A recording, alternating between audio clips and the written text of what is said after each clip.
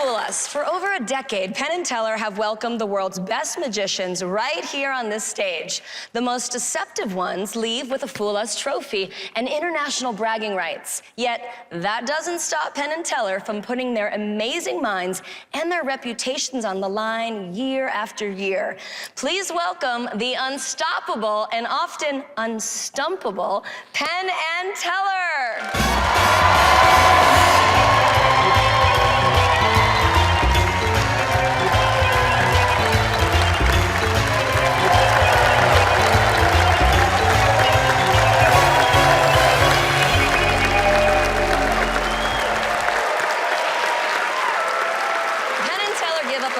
Trophy and a slot in their show to the first magician who fools them. They also give it to the second and third. But let's not get ahead of ourselves here. Let's begin with our first magician. I started in magic so young. I created effects for Copperfield and David Blaine when I was in my early 20s. It was amazing. A lot of the time, I couldn't even believe what was happening. I believe it now. Magic isn't just what I do now. It's literally who I am. When you know yourself like that, you're ready to be a grown-up in other ways too. Bonnie is the love of my life, and raising a son together has made me a better man. I live in a house now, not in a suitcase. One whole room is my creative space where I get to build and dream. It took me a long time to perfect the routine I'm doing tonight, but I'm really excited about the way it turned out. So I think I have a fighting chance to fool Penn and Teller. I mean, if I saw someone else doing this routine, I know it would fool me.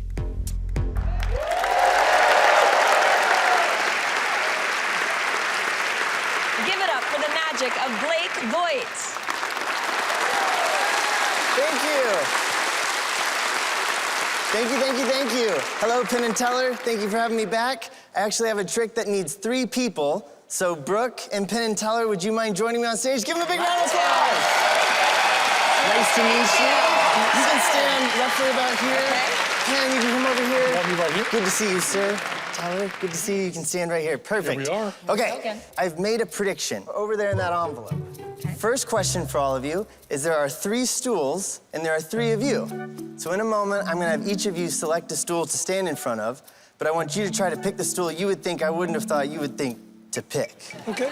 Okay, so if you wouldn't mind, have a little team huddle right here and discuss amongst yourselves where you would like to sit. I don't have to hear it, you can whisper, you can talk, you can decide, you can tell each other where you want to stand. It's totally up to you, okay? And whenever you guys have decided, you can stand in front of the stool you have selected. That was the first choice. Now I'll have each of you carefully have a seat for me. Go for it. Yep. Okay. Perfect. Excellent. So 3 people, 3 stools. Now, I want each of you to think of a color. Now, if I ask somebody to think of a random color, you usually think of red, blue, green, yellow, and it's very difficult to invent a color, all right? But Penn and Teller, of the 2 of you, Penn, you're probably more famous for your words. So Penn, if you were to attempt to make up a color, like 1 word for a color, you just have to make up a word. 1 word? 1 word, like making up a color, what word would you make up, sir? Slink. Slink. That's a great color. That's a good one. Actually, nice. It takes a second, though, right? Yeah, it takes a second. Slink. That's a good one. Now, to make it easier for you and Brooke and Teller, what I did was I went to a paint store and I took 100 different samples from the paint store. Now, in a moment, I'm gonna go down the row and I want each of you to reach in and take 1 out. Okay. But I don't want you to look for your favorite color, so look to the side, reach in and select 1 color. You first, Penn. Make sure they don't stick together. Make sure you get 1. They're kind of sticky. They are sticky. And once you have one. All right, don't let me see it. I'm not letting you see it. Okay, Brooke. Don't look. You can just reach in, make sure you only have 1. Don't let me see it. You've got it? Got 1? Can I look at it? You can look at it, but don't let me see it. We can look at it. Teller, would you please reach in there, sir, and make sure you grab 1, but don't let me see it. Do you have 1, sir? Yes? Cool. Okay, so 3 people, 3 stools, 3 colors. Nothing makes sense yet, right? No. Not at all. Not at all. But like I said, I made some predictions, okay? Now, the first prediction I made was over here in this envelope. Okay. And I've gone nowhere near this, right? No. No. You have now. I have now, yes. This is for you, Penn. Would you hold on to that with the color? Excellent. And what I thought would hopefully happen before I came out here was I was hoping that Penn would be on the far right, then Brooke, then Teller. Pretty good? That was the warm-up prediction. Good. Okay? The next thing is those colors. Okay, I'll come down here first. All right? Teller, if you wouldn't mind, would you please hand that color to Brooke so she can say it out loud for us?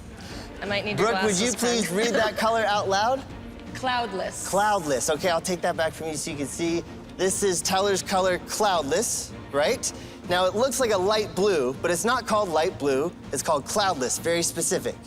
Now, what I didn't tell you guys was when I went to the paint store, I didn't just take those samples. I bought 3 cans of paint, and I painted some stools. Oh.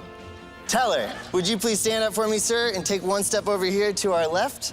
Excellent. Ladies and gentlemen, we're going for cloudless or light blue. Could I get a drum roll, please? Drum roll.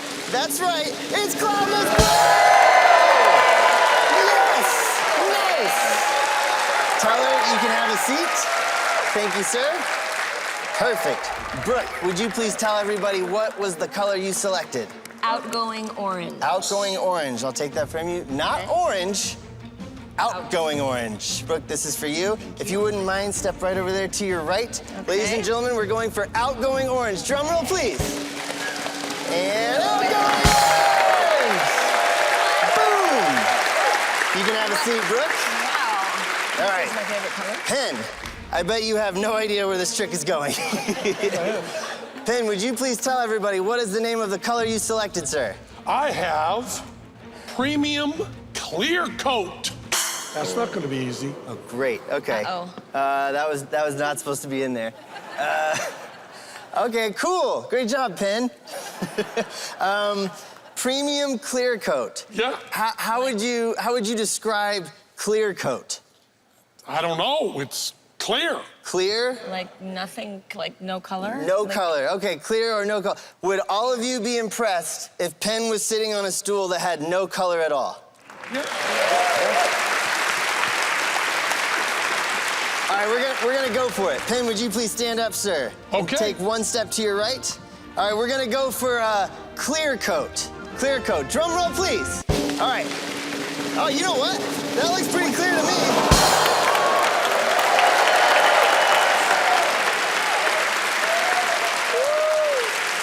Now here's the thing. I told you I made a series of predictions, and there's actually one more thing I predicted.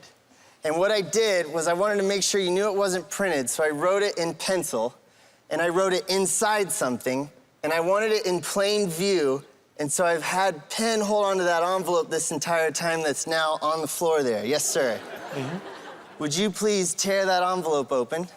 Okay. You can rip it open there. It should break open on the seam. Here we go, just like this. Okay. Penn, would you please read to everybody what is written on the inside of that envelope, sir? Pen will make up the color slink. This is for you. I'll hold this up. Slink, ladies and gentlemen! This is for you, sir. Thank you so You much. guys can go back to your seat. Thank you so Thank you. much, Penn. Thank Thank you. you for Brooke and Penn. Blake Vogt, everyone! Oh my goodness, that was amazing. That was mind-blowing. Thank you. Can you let us into the magician mind? If you see a trick and you can't figure it out, how do you ever get that out of your mind? I don't try to figure it out. Sometimes it's just if you read it in a book or you know how it works, you can't unknow something. But you guys have the best magicians in the world on here, so I'm regularly fooled by this show. What's the nuttiest thing you've ever been asked to turn into a magic trick? I lived with David Blaine for about 6 months. Oh, wow. And we had a alligator that was in the apartment. And doing tricks and helping him with that alligator is probably top of the list. Weird stuff I've done. A little bit harder than doves and chickens. Yes, yes. Okay, Blake, do you think they know your magic secrets? I have no idea. Let's check in with the boys. Yes. Hey, Blake, good to see you. Always great stuff from you. Thank you. Always good, always inventive, always funny. You know, when I look up on this stage right here, I start thinking about a three-way. I mean, maybe even a six-way, maybe even and I don't want you to take that the wrong way. And there's some of the stuff in here like that you know what I'm thinking. And there are things in here that I'm not even going to hint to you because you know that we know that you know that we know. And you weren't even pretending that was going to fool us. You have one thing that you really think is going to fool us, and that's what I want to concentrate on, because we know you like the newest stuff. We also know you haven't been on the show in a while, and you've been plotting on how to take us down. And I'm just telling you that we know you're plotting. We know that. And you also know exactly what I meant by the six-way. So I do not think you fooled us. They are definitely not fooled. They What know do you what's think? going on. They know, but do you know what they know? Because I don't know. They know exactly what's going on. Oh. So you know what a six-way is? Yes. Oh, you're doing that so much. That was amazing. Thank you. Thank you, and come back and play with Yes, us definitely. again. Thank you guys so much. Appreciate it. Thanks, Blake. Thank you. Thank you. Thank you. Penn Teller will perform one of their newest tricks at the end of tonight's show. But first, they'll take on more magicians. So stay close, everyone. We'll be right back.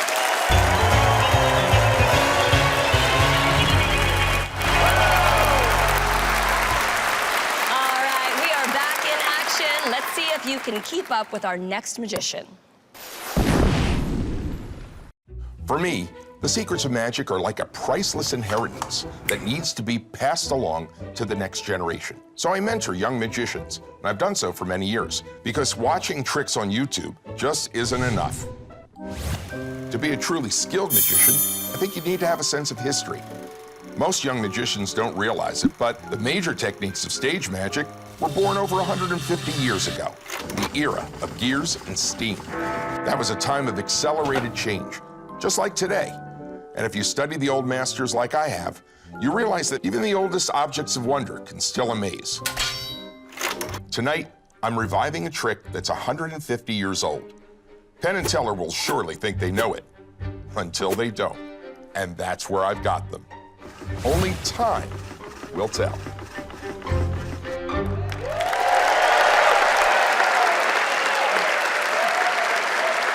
Please welcome Master Magician Marc Desouza. Thank you. This evening, I'd like to present a classic of magic from the Victorian age. But this is Fool Us, and an old trick like this is not going to fool Penn and Teller. So I added a couple of twists. It uses things commonly found in that era. First is this hat, commonly referred to as a top hat, more properly as an opera hat. This box is actually a tea chest, the type found in Victorian drawing rooms. It's used to hold your very best teas to serve your guests. And this, a die, used to play games in the Victorian times, although this one's just a little bit larger. The illusion is called the flying die. The die is placed into the chest. I remove it and drop it into the hat. It is gone from the chest and is in the hat. Far more difficult is to reverse the procedure, removing it from the hat and tossing it into the chest where it lands audibly. And there you have it, ladies and gentlemen, the flying die.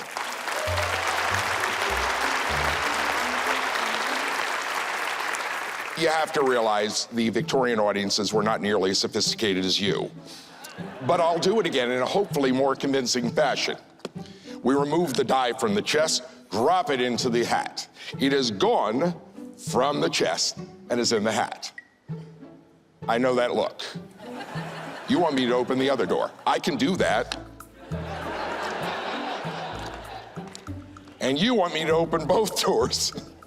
I can do that too. Actually, I can open all the doors because the die is gone from the chest and appears here in the hat, the flying die.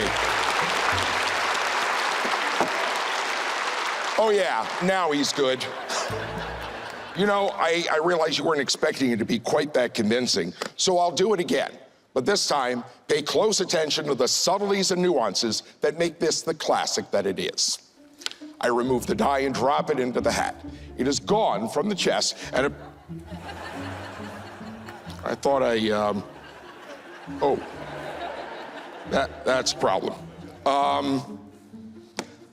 Not sure what happened, but we can fix this in post. Okay. I'll just keep going. The die is in the chest. We remove it, drop it into the hat. It is gone from the... Or not. Let me check the book. Oh, there it is. Yeah, I see the problem. This is called a die box, not a dice box. It only works with one die. Let me get rid of that one and we'll try it just with this die. Yeah, we'll remove it, drop it in the hat. It's gone from...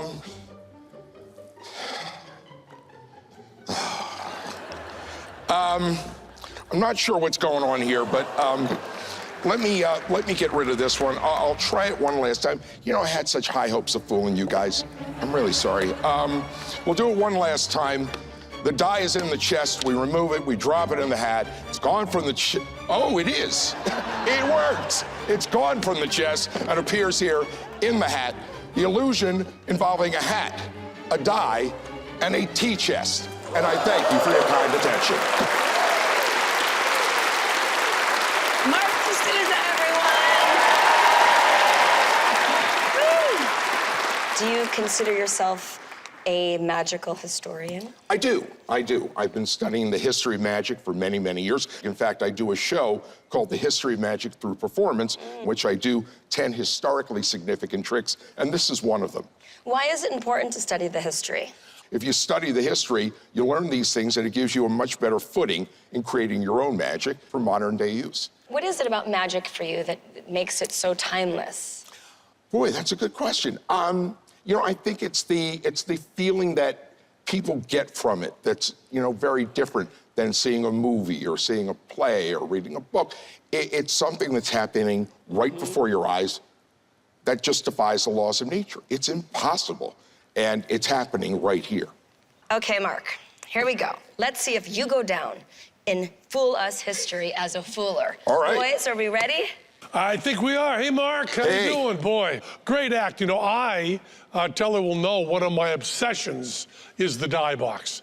I love it more than anything. I've been trying to find an angle on it for years and years and years. I got all sorts of notes, and you found a way to turn it into the multiplying dice, which is really, really wonderful. Before we get into that kind of stuff, I mean, obviously, great presentation, all of that. How is that a tea box? How would you put tea in that thing? I have absolutely no idea, but I had to come up with an excuse for the thing. Yeah, they always say, this is a tea box. If you put tea in the damn thing, it would just fall out the front of it as soon as you open it. Unless there's a die in it, and then it won't go in anyway. Then you can't get the tea in. Anyway, what we loved about it is how you justify the sucker gag. I'd never seen anybody justify it with that. It really makes it nice, and it doesn't mean you have to prod people into yelling stuff out. Right. You just can explain it right there. But I'll tell you, you talk about your Victorian props, but I'll also tell you that that box is much too clever to have been around in Victorian times. And the way our eyes just deceive us into seeing things that aren't as fully there as we first thought. And we love the routine. I love that the die box got a good reaction from the audience, and we don't think you fooled us. What do you think, Marc? I think they got me. They got you. Oh, my goodness. Well, you come back and see us again. That was amazing. Thank you so much. Good to see you, Marc. Marc Desouza, everyone. Don't go anywhere. More of TV's best magic when Fool Us returns.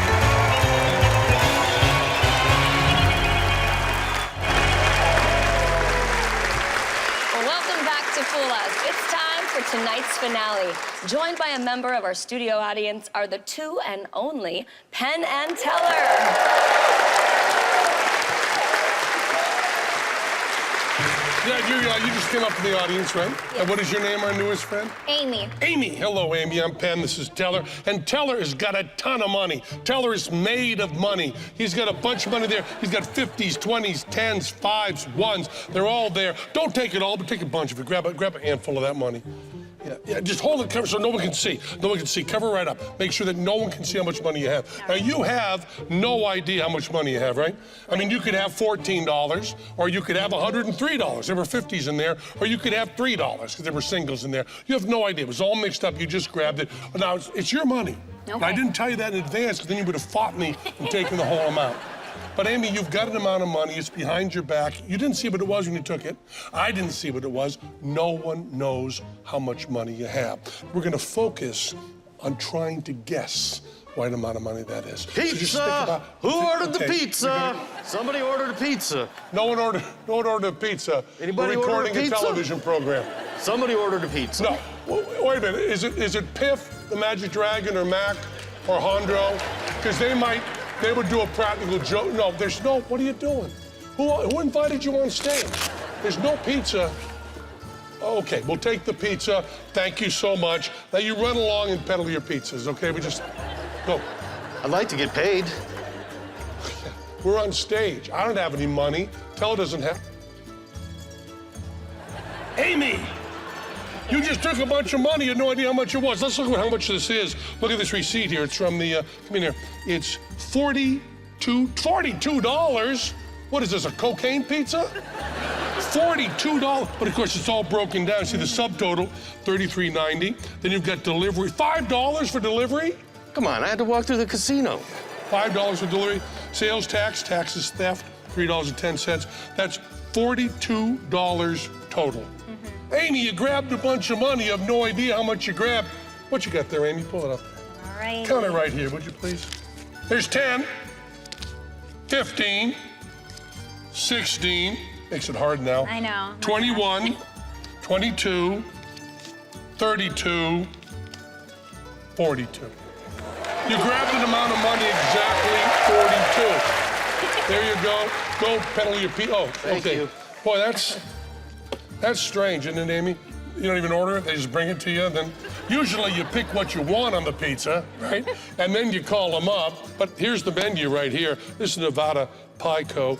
They got a bunch of different kinds of pizzas. They got a Bugsy's, Rudy's Special, Pico Pie, I don't know what that is. All different kinds of pizzas there. Which one of those would you have, Amy?